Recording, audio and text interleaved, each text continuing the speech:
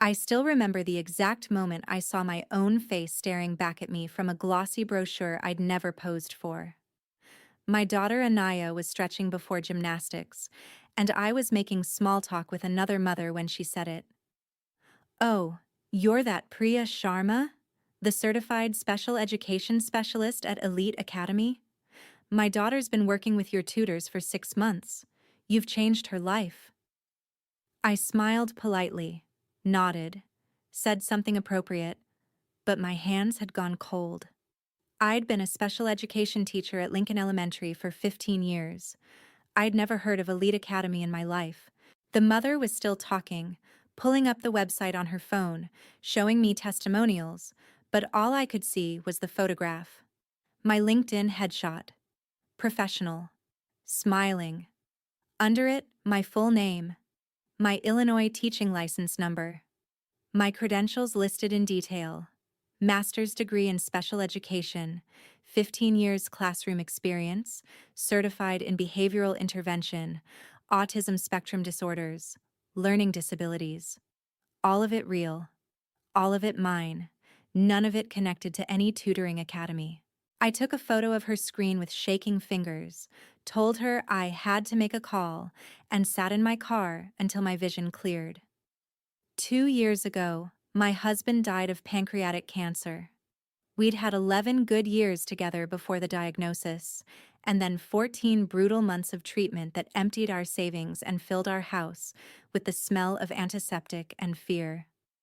I was still paying off $73,000 in medical debt. I was still learning how to be a widow and a single mother to an 11-year-old girl who sometimes woke up crying for her father. I was teaching 22 students with special needs for $52,000 a year and coming home so tired I could barely help Anaya with homework. And someone was using my name, my credentials, my professional identity that I'd built over 15 years of graduate school and classroom work and continuing education courses I paid for myself. I created a fake email account that night after Anaya went to bed. Requested information about Elite Academy's tutoring services. The automated response arrived within minutes. The brochure that came with it was professionally designed, full color, 12 pages. There I was on page 3. My photograph. My full teaching credentials. Testimonials from parents praising the individualized attention their children received from certified special education professionals. Pricing structures for different service tiers.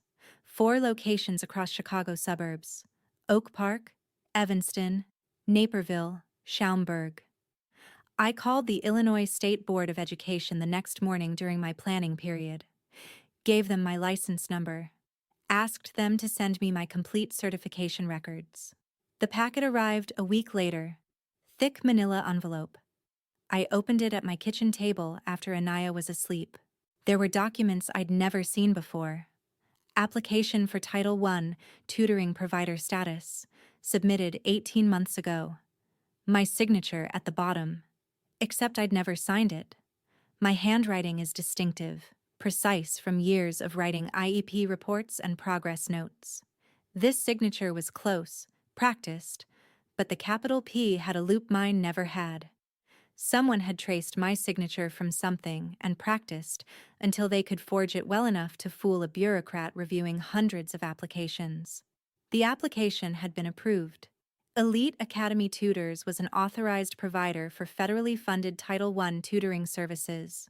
They were receiving $180,000 annually in government contracts that required at least one staff member to hold current special education certification.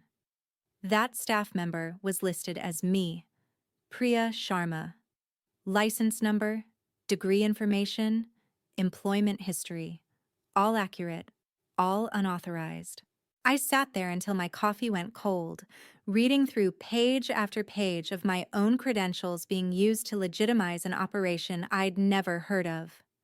And then I saw the business registration documents, also included in the packet because they'd been cross-referenced in the Title I application. Elite Academy Tutors LLC, registered 3 years ago. Primary owner, Kavita Sharma. My sister. My younger sister, who'd married a software engineer, who lived in a house 3 times the size of my rental, who my parents called the successful one, at family gatherings while I was still teaching public school. My sister, who'd launched her tutoring business the year my husband was dying, who'd asked me detailed questions about my certification process and requirements while I sat in hospital waiting rooms. My sister, who'd borrowed $200,000 from a bank with my parents as co-signers and received another $85,000 as a gift from their retirement accounts to invest in her dream. I didn't sleep that night. I lay in the dark, listening to Anaya breathe in the next room, and tried to understand when this had happened. When had Kavita taken my LinkedIn photo? When had she practiced my signature? When had she decided my teaching license was a commodity she could borrow without asking? The next family event was my father's birthday, my parents' house in Skokie, my aunts and uncles and cousins crowding the living room, the smell of my mother's biryani filling the air. Kavita arrived late, apologizing with that laugh that made everyone forgive her immediately. She was wearing jewelry I couldn't afford, driving a car that cost more than I made in a year. I waited until we were alone in the kitchen. She was refilling the chai, humming. I said her name quietly. She turned, smiling. I said, "I know about Elite Academy. I know you used my certification."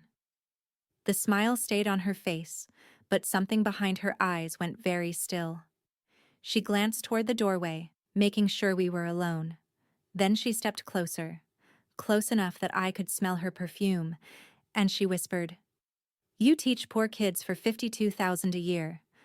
I'm actually monetizing your little piece of paper. Be grateful I'm keeping it relevant." Then she picked up the chai tray and walked back to the party. I stood there with my hands braced against the counter, trying to breathe normally, trying to decide if I'd actually heard what I'd just heard. She'd said it like she was doing me a favor, like my 15 years of education and experience were raw material she'd improved by using. I waited 3 days, trying to find the words to explain this to my parents. When I finally called them, my mother answered. I told her what I'd found: the forged signatures, the federal contracts, the money Kavita was collecting using my credentials. There was a long silence.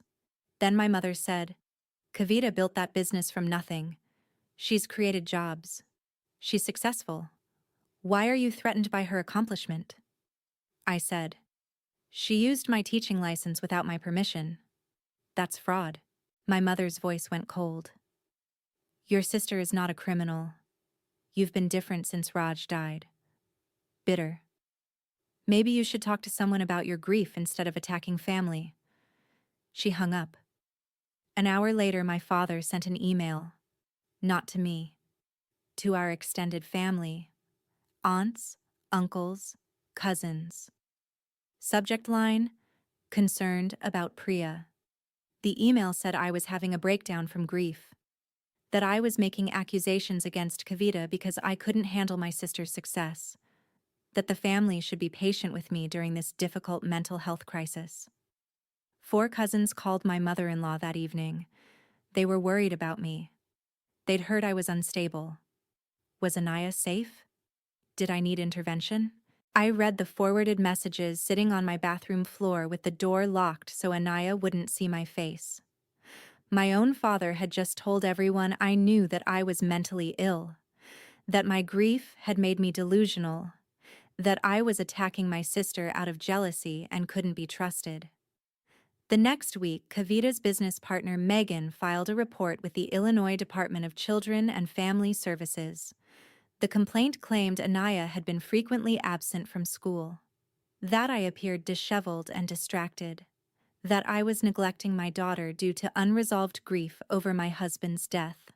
A DCFS investigator showed up at my door on a Tuesday afternoon.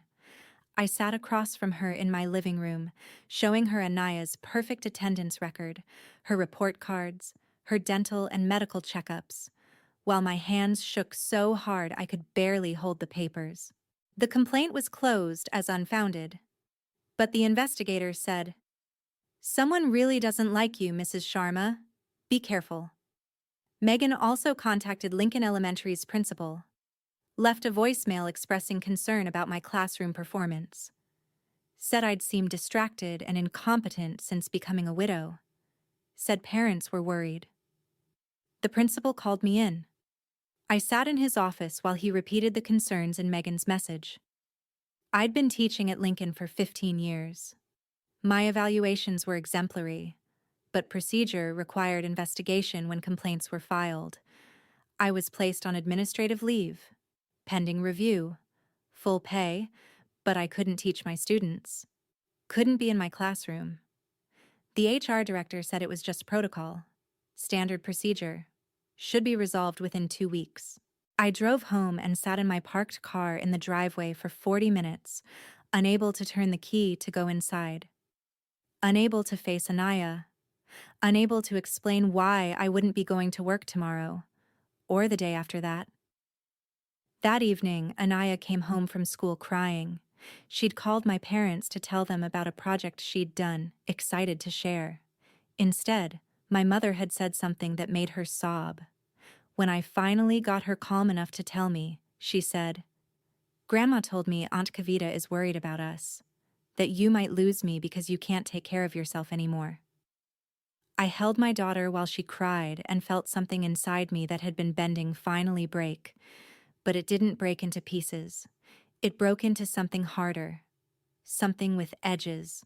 I'd spent 15 years documenting student progress for individualized education programs. I knew how to build a paper trail. I knew what constituted evidence and what was just noise. I knew how to create documentation that would survive legal scrutiny. That night, after Anaya was asleep, I started building the file.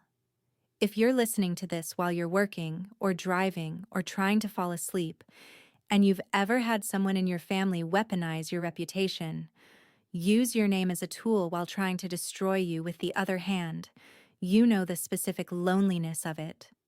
Drop a comment and tell me where you're listening from, because I want you to know you're not making it up, and you're not crazy, and what's happening to you has a name.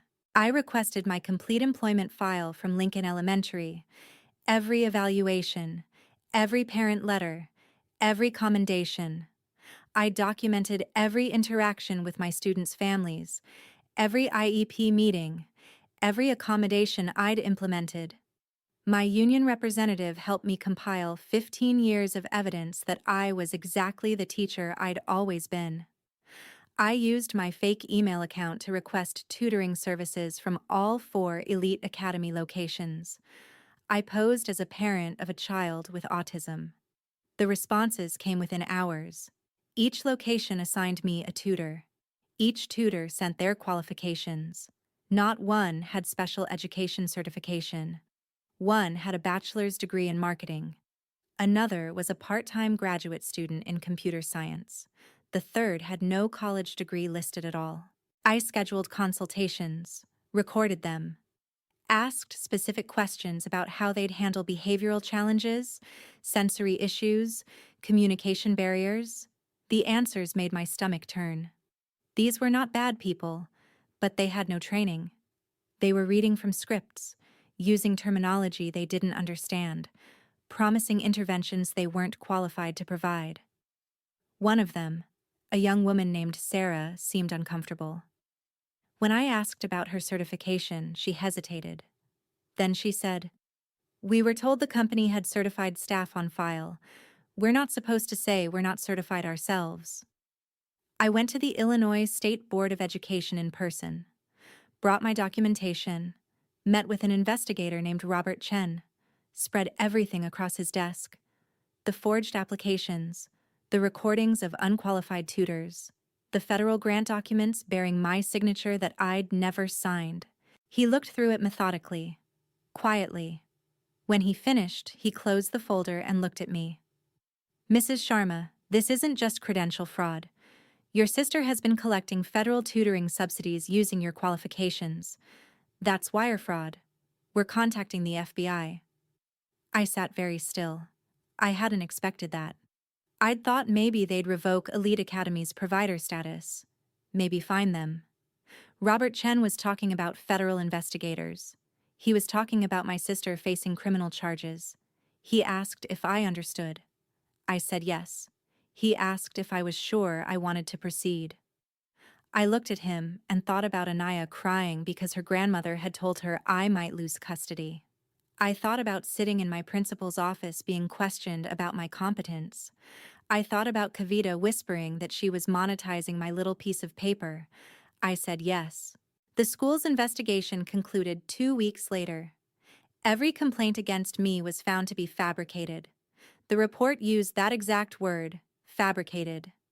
It noted the timing, the coordination, the obvious retaliation.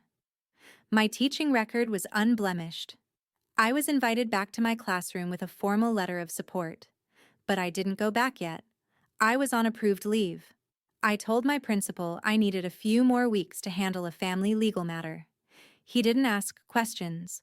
I reached out to parents whose children had been enrolled in elite academy programs. 6 of them agreed to give statements. Their children had learning disabilities, ADHD, autism, processing disorders. They'd been promised specialized instruction from certified professionals. Instead, they'd received generic tutoring from people who had no training in special education. One mother said her son had regressed. Another said her daughter had developed anxiety about tutoring sessions because the tutor didn't understand her communication device. My union representative connected me with an education law attorney named Patricia Okonkwo. She worked pro bono for teachers facing retaliation. She looked at my documentation, listened to my recordings, read the parent statements. Then she said, "You have everything. You've built a federal case." 2 weeks before I was ready to submit everything, Sarah, the tutor who'd seemed uncomfortable, sent me a LinkedIn message. I quit Elite Academy. I couldn't keep working there. They had me tutoring kids with learning disabilities without any training. I documented everything because those kids deserved better. I'll sign an affidavit if you need one. I met her at a coffee shop in Oak Park. She brought a folder 3 inches thick. Emails from Kavita and Megan instructing tutors to claim qualifications they didn't have. Internal memos about federal audits and how to prepare for them. Training documents that were just copied Wikipedia articles about special education terms. She'd kept everything. She signed the affidavit, notarized it the same day. I kept teaching Anaya's bedtime routine, kept making her lunches, kept showing up at gymnastics and school events. I had dinner with my parents twice. Smiled, asked about their week. Kavita was there once. She hugged me, asked how I was doing. I said I was fine. She said she'd been worried about me. I said that was kind of her. My father said something about Kavita's business expanding, a 5th location opening in Arlington Heights. Kavita laughed and said the demand just kept growing. My mother looked at me like she was waiting for me to say something bitter, something jealous. I took another bite of rice and asked Anaya about her science project. Later, in the parking lot, Kavita offered me a ride home. My car was in the shop. I accepted. We drove in silence for a few blocks. Then she said, "I know things were tense for a while. I'm glad you're feeling better." I said, "Thank you." She said, "Actually, I wanted to talk to you about something." She pulled into a parking lot, turned off the engine, reached into her purse and pulled out an envelope. $50,000, cash, and I'll give you 15% silent partnership in Elite Academy. Formalize the arrangement. Make everything legitimate.